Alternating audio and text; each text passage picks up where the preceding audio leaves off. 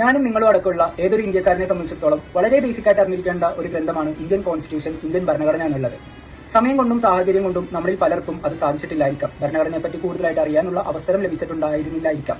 എന്നിരുന്നാലും ഇത്തരം ബുദ്ധിമുട്ടുകളോ വിഷമങ്ങളോ ഉണ്ടെങ്കിൽ നിങ്ങളത് മാറ്റിവെക്കുക. നമുക്ക് ഈ വീഡിയോയിലൂടെ വളരെ ചുരുങ്ങിയ രീതിയിൽ ഇന്ത്യൻ ഭരണഘടനയെപ്പറ്റി നോക്കാം. ഇന്ത്യൻ കോൺസ്റ്റിറ്റ്യൂഷൻ, ഇന്ത്യൻ ഭരണഘടന 1950 ജനുവരി 26 പ്രാബല്യത്തിൽ വരുന്നത്. ഇന്ത്യൻ ഭരണഘടനയിൽ ഒറിജിനലി അതുണ്ടാക്കിയ സമയത്ത് 395 ആർട്ടിക്കിളും 22 പാർട്ടുകളും 8 സ്കെഡ്യൂളുകളുമായിരുന്നു. എന്നിരുന്നാൽ തന്നെയും 106ഓളം ചേഞ്ചുകൾ ഇതിനോടകം കോൺസ്റ്റിറ്റ്യൂഷനിൽ സംഭവിച്ചതുകൊണ്ട് ഇപ്പോൾ ഏതാണ്ട് 440 പരം ആർട്ടിക്കിൾസ് ആയിട്ട് ഇൻക്രീസ് ചെയ്യപ്പെട്ടിട്ടുണ്ട്. ഇന്ത്യൻ കോൺസ്റ്റിറ്റ്യൂഷന്റെ ഫാദർ എന്നറിയപ്പെടുന്നത് ഡോക്ടർ ബി ആർ അംബേദ്കർ ആണ്. ഇന്ത്യൻ കോൺസ്റ്റിറ്റ്യൂഷൻ ഒരു പ്രിയാമ്പിൾ ഉണ്ട്. ആ പ്രിയാമ്പിൾ തുടങ്ങുന്നത് we the people of India having solemnly resolve to constitute India into sovereign socialist secular democratic and republic എന്ന് തുടങ്ങിയ വരിയിലൂടെയാണ്. ഈ ഒരു പ്രിയാമ്പിളിലാണ് ഇന്ത്യ എന്നുള്ളത് ഒരു മതേതര രാജ്യമാണെന്നുള്ള കാര്യം പ്രതിപാദിക്കുന്നത്. ഇതിനു പുറമെ ഇന്ത്യൻ മൗലിക അവകാശങ്ങളെ പറ്റിയും ഡ്യൂട്ടീസിനെ പറ്റിയും നമ്മൾ ഓരോരുത്തരും അവെയർ ആയിരിക്കേണ്ടതായിട്ടുണ്ട്. ഇത്തരം കാര്യങ്ങളെ പറ്റി വളരെ ഡീറ്റെയിൽ ആയിട്ട് നിങ്ങൾക്ക് മനസ്സിലാക്കണമെങ്കിൽ ആദിവിശ്വ അക്കാദമി എന്ന നമ്മുടെ യൂട്യൂബ് ചാനൽ സന്ദർശിക്കാം. അവിടെ നമ്മൾ ഡീറ്റെയിൽ ആയിട്ട് ഇതിനെപ്പറ്റിയുള്ള ക്ലാസുകൾ കംപ്ലീറ്റ്ലി ഫ്രീ ഓഫ് കോസ്റ്റ് ആയിട്ട് കൊടുത്തിട്ടുണ്ട്.